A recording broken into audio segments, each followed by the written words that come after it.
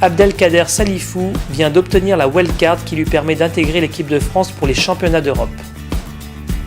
Une surprise pour beaucoup, pour Abdelkader, c'est une chance de montrer son niveau actuel. Il a accepté de répondre à quelques questions.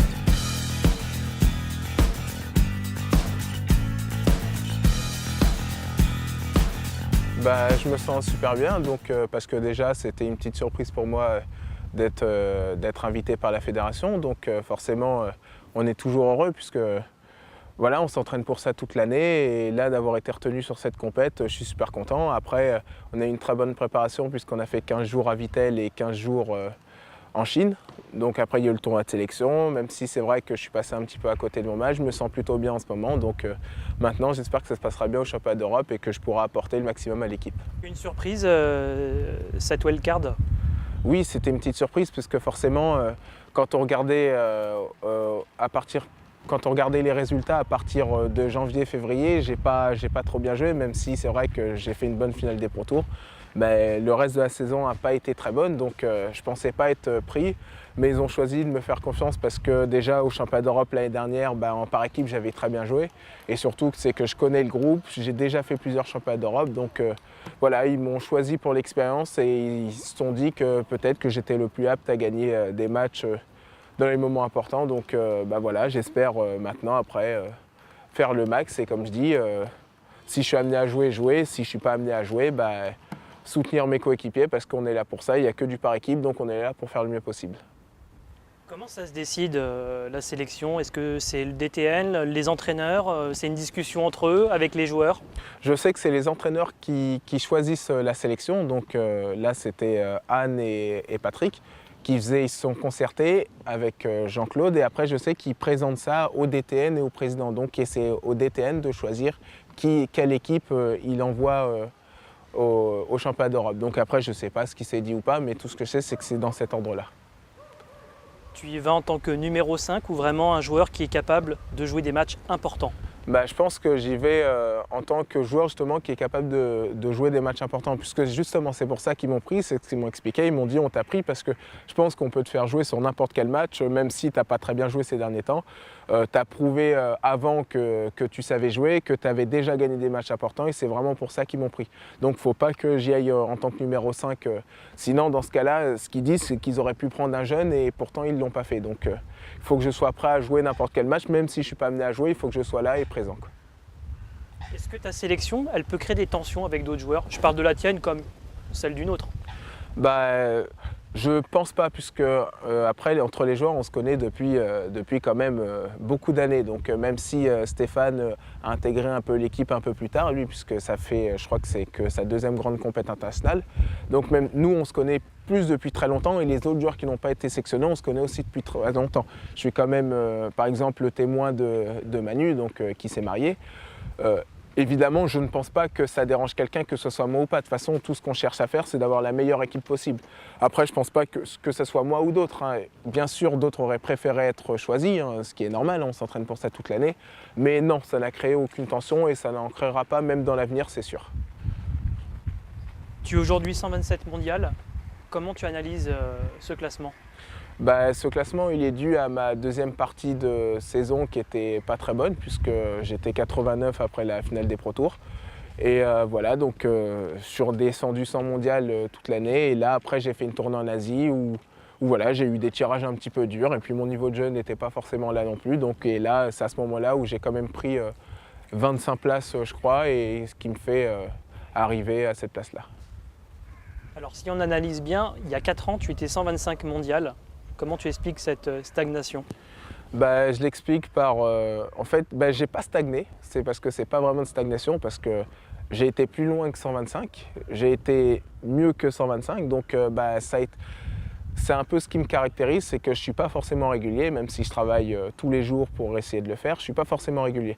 Donc, entre ces 4 ans-là, quand même, j'ai eu des bons résultats, j'ai eu des moins bons. Donc j'ai gagné 3 Pro Tours, j'ai fait vice-champion de France. Donc voilà, c'est pas les résultats forcément dans 125 mondial. Comme je disais, j'étais 89, j'étais aussi 160 ou 170. Donc après, le classement n'est pas une finalité en soi. Le but, on ne joue pas pour être le mieux classé possible, mais pour gagner le maximum de titres, pour gagner des médailles. Et c'est ce que j'essaie de faire. Après, même si c'est vrai que mon classement n'est pas forcément flatteur, bah, il est comme ça et je l'assume. Et en tout cas, je fais tout pour travailler, pour progresser, pour re-rentrer dans les 100 et pour aller chercher des places encore meilleures que ça. Les périodes de moins bien, t'en as connu une? J'en ai connu une, voire deux. Voilà, voire deux, je peux dire ça comme ça, puisque en janvier, de janvier à maintenant, je sais que c'est une période de moins bien. Après, elle s'explique aussi. Elle s'explique parce que j'avais choisi, comme je disais, d'axer toute ma saison sur la finale des Pro Tours et je suis arrivé après cette compétition-là où j'étais un petit peu à court de jus, à court de forme. Et je le savais que j'allais arriver comme ça et que je serais au bout du rouleau. C'est ce que j'ai fait quand même, c'est ce que je voulais faire. Donc voilà pour cette première période. Et il y a une autre période avant, donc c'était plus en 2012. Où là non plus j'ai pas très bien joué, mais là c'était juste une question de méforme. Comme on a des moments de forme et on a des moments de méforme. Ça s'explique pas vraiment, peut-être un peu de voyage, un peu de fatigue, un peu de matchs qui ont mal tourné pour moi et derrière forcément on tombe dans une spirale où on joue plus très bien, où on n'est pas confiant. Oui, c'est surtout de la confiance. Je pense que c'est surtout de la confiance. Et forcément, les résultats ne sont pas forcément là ou espérés, où il y a des contres. Et c'est la même chose pour une forme. Hein. Quand on gagne 2-3 matchs qui ont bien tourné pour nous, forcément on se met un petit peu en confiance. Comme là, on peut parler de Stéphane Wesch, qui est l'exemple parfait, qui avant les France, on ne peut pas dire qu'il n'existait pas parce que c'était pas vrai. Parce que moi, je l'avais cité parmi les favoris qui pouvaient être sur le podium et voire gagner. Je savais qu'il était capable de bien jouer. Mais il lui manquait quelque chose. Il lui manquait quelque chose, cette confiance en lui. On a pu voir qu'après les France, c'est pas du tout le même joueur. Donc comme quoi la confiance, quand on l'a, on peut vraiment gagner, quoi. Quand tu as des moments de doute, Abdel, comment tu fais pour t'en sortir? En général, il y a une grosse remise en question, puisque forcément quand ça va pas, il faut savoir se remettre en question. Je pense que sans ça, on peut pas se dire sportif de haut niveau et d'essayer d'aller chercher le plus haut possible, puisque c'est quand même dans les défaites qu'on se construit le mieux en fait finalement. Et surtout je pense qu'on a besoin d'être entouré de sa famille, de sa copine, des gens qu'on aime et des gens qui sont là à nous soutenir. Donc dans tout ça je cite les entraîneurs, je cite ma copine, je cite mon frère qui est quand même pongiste de haut niveau avec qui j'ai beaucoup parlé. Donc un petit peu tous ces gens-là, des gens qui m'ont soutenu, mes premiers entraîneurs qu'on appelle souvent. Donc c'est un peu grâce à ça qu'on peut retrouver un petit peu d'énergie pour repartir et après bien sûr aller s'entraîner. Et une fois que l'entraînement est là, on peut essayer de gagner des matchs et se reconstruire comme ça. Tu as 24 ans, Abdel. Quand tu te compares aux autres, qu'est-ce que tu te dis? Aux petits jeunes justement qui montent, qui ont peut-être le même classement que toi? Ce que je me dis, c'est que j'ai été à leur classement au même âge. Donc après, de toute façon, chacun a sa carrière. Il y en a qui sont précoces. Moi, de toute façon, on m'a toujours dit que je ne le serais pas. Et de toute façon, je l'ai toujours su. C'est vrai que au niveau, moi, c'est plus au niveau de la maturité. Je pense que j'ai un petit retard là-dessus. Je ne dis pas que je suis un enfant de 18 ans, c'est pas ce que je dis.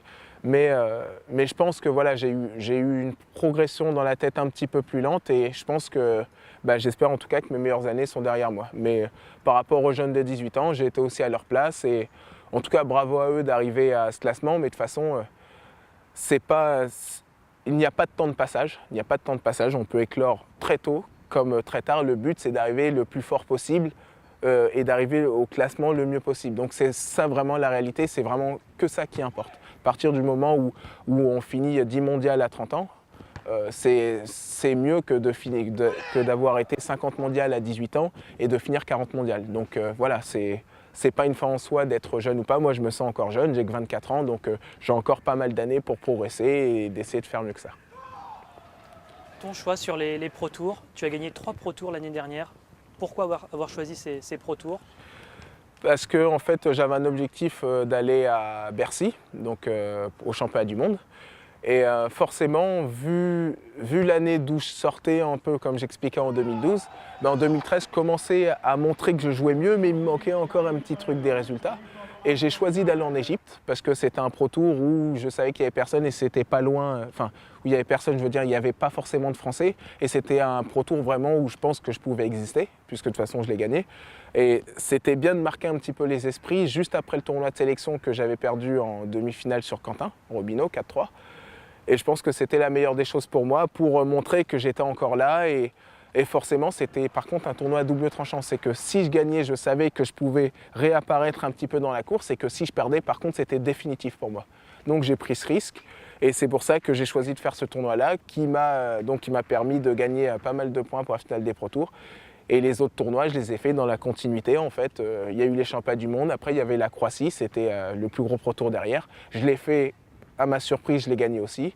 Et forcément, et le Maroc, après c'est vrai que celui-là, je l'ai rajouté parce qu'il était en fin de saison, et surtout pour la question de la finale des Pro Tours, donc il fallait que je joue. Et vu que je l'ai gagné aussi, du coup c'est cette partie-là qui m'a permis en fait de me qualifier, et c'est pour ça que je ne regrette pas du tout d'avoir fait ça, puisque j'ai atteint tous mes objectifs, même des objectifs qui n'étaient pas forcément dedans. Est-ce que ça a pu donner des idées aux autres joueurs, le fait de faire ces Pro Tours? Je pense qu'il y en a qui ont pensé, mais après, je ne sais pas, il y en a qui les font ou pas. Peut-être que dans l'avenir, il y en a qui vont le faire, qui penseront au moment où je l'ai fait. Mais après, je ne sais pas vraiment si ça va influencer ou pas, mais tout ce que je sais, c'est que c'est possible de le faire, quoi. Donc peut-être que d'autres joueurs seront amenés à faire la même chose, oui, c'est possible. Et ensuite, tu es qualifié pour la finale du World Tour. Comment c'était? C'était super, hein, forcément, quand on fait une compète comme ça où il n'y a que les 16 meilleurs, et on se retrouve parmi Xhuxin, Malong, tous ces joueurs-là. Malong n'était pas là, mais c'est les meilleurs mondiaux, ils étaient tous là. Et moi, avec mon petit classement, forcément, ça fait quelque chose d'être là. C'est une compète quand même assez prestigieuse, hein, on peut le comparer au Master au tennis. Donc voilà, ça représente toute une saison. Pour moi, j'étais hyper heureux. Mais bien sûr, j'étais pas là pour regarder non plus. Je me suis dit, on verra bien en fonction du tirage qui je peux jouer. Et j'ai saisi ma chance, je suis allé jusqu'en quart de finale. Après, en quart de finale sur Xhuxin, c'était un peu plus compliqué. Mais voilà, j'ai joué ma chance à fond et j'ai profité du moment. Je pense pas que j'en aurai 50 des moments comme ça dans ma carrière. Donc on s'entraîne uniquement pour ça, et c'est pour ça que j'en ai profité et j'ai tout fait pour me qualifier et réussir cette compète. Vice-champion de France en 2013, un bon souvenir?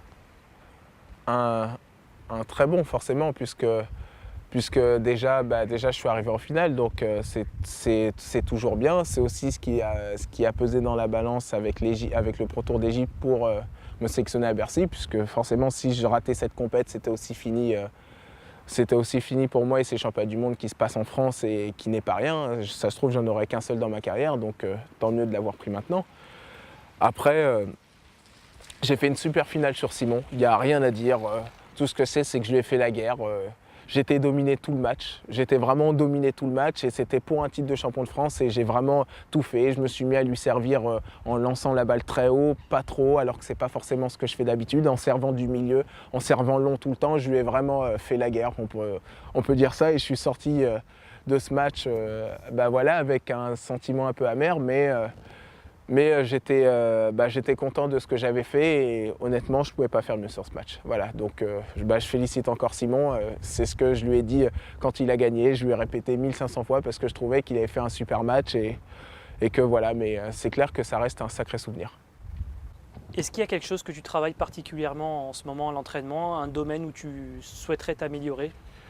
Oui, et de toute façon, il y a beaucoup de domaines où je souhaiterais m'améliorer encore, puisque forcément le revers, je pense que je peux encore faire mieux que ça, ou même en remise, je pense encore que je peux progresser. Mais en ce moment, je travaille surtout beaucoup le coup droit et les jambes, puisque je pense que je me suis toujours appuyé sur ça toute ma vie. Ça a été vraiment ma marque de fabrique, ma caractéristique.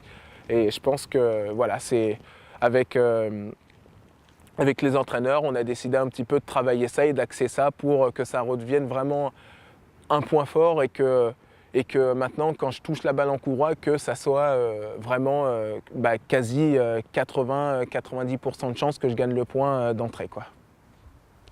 La Pro A, t'es présent pour cette année à fond? Bien sûr que je suis présent, puisque la Pro A, c'est un match par équipe. C'est vrai qu'il y a les saisons internationales où on joue un peu pour soi, on joue aussi pour l'équipe de France, on joue pour notre pays. Mais c'est vrai que la Pro A, je suis tombé dans un super club, la Romane, donc, où maintenant ça fait 3 ans que je suis là-bas. Ça se passe super bien, j'ai des coéquipiers super, des présidents super. franchement, c'est un sacré public aussi là-bas, je suis super content. Donc quoi qu'il arrive, je sais que je m'arracherai toujours pour ce club, toujours pour les gens même qui se déplacent, puisqu'on a une moyenne de 500 personnes à chaque match. Donc je serai présent, même si des fois on va avoir des moments de doute ou de pas doute. Tout ce que je sais, c'est que je m'arracherai toujours et que j'essaierai toujours de faire le mieux pour l'équipe. Est-ce que ton calendrier de la saison a déjà été effectué? Comment s'est préparé un calendrier de saison? Alors un calendrier de saison, c'est fait déjà avec les entraîneurs. Donc bien sûr, j'ai mon mot à dire aussi, mais il y a aussi les entraîneurs. Donc on regarde un petit peu les Pro Tours, les matchs de Pro A. Déjà, on établit tout ça. Et en fonction des matchs qu'on peut faire, donc on y va. Mais le calendrier, moi par exemple, mon calendrier, il a été dicté le 17 ou 18 juillet. Je sais déjà ce que je fais jusqu'à fin décembre. Donc il y avait les championnats d'Europe où on ne savait pas si je les faisais ou pas, puisque forcément le tournoi de sélection et la wildcard n'étaient pas donnés. Donc finalement, je l'ai fait. Et j'ai choisi de faire que 2 Pro Tours cette année. C'est le Pro Tour de Russie et le Pro Tour de Suède, où donc je serai présent, puisqu'il n'y avait pas trop de matchs de championnat, et surtout c'est que c'était les 2 seuls Pro Tours qu'il y avait. Donc c'est un peu comme ça que ça se fait, c'est en discutant avec les coachs. Est-ce que j'ai assez de périodes de repos ou pas? Est-ce que j'ai assez de périodes d'entraînement ou pas? Donc c'est comme ça que c'est défini et qu'on voit un petit peu ce qu'on peut faire. Qu'est-ce qu'on peut souhaiter pour cette saison, Abdel? Je pense qu'on peut me souhaiter que des bonnes choses, parce que des mauvaises, c'est pas super. Mais voilà, on va essayer encore avec le club de la Romagne de finir sur le podium 3e. Pourquoi pas, s'il y a une opportunité, d'aller chercher une 2e place, mais après on ne sait pas. Hein, donc il y a d'autres équipes qui vont jouer contre nous, on verra bien. Et puis de retrouver au moins le niveau que j'avais, au moins l'enthousiasme que j'avais, puisque c'est vrai que je suis un petit peu en dedans. Mais je sais que là, je me suis remis en forme physiquement, que tout va bien. Et pourquoi pas retourner faire des grosses perfs au niveau international et jouer ma chance. C'est aussi le titre de champion de France qui m'intéresserait bien, puisque quand on perd, on finit 2e. On n'a qu'une seule envie, c'est de finir 1er. Merci Abdel. Merci.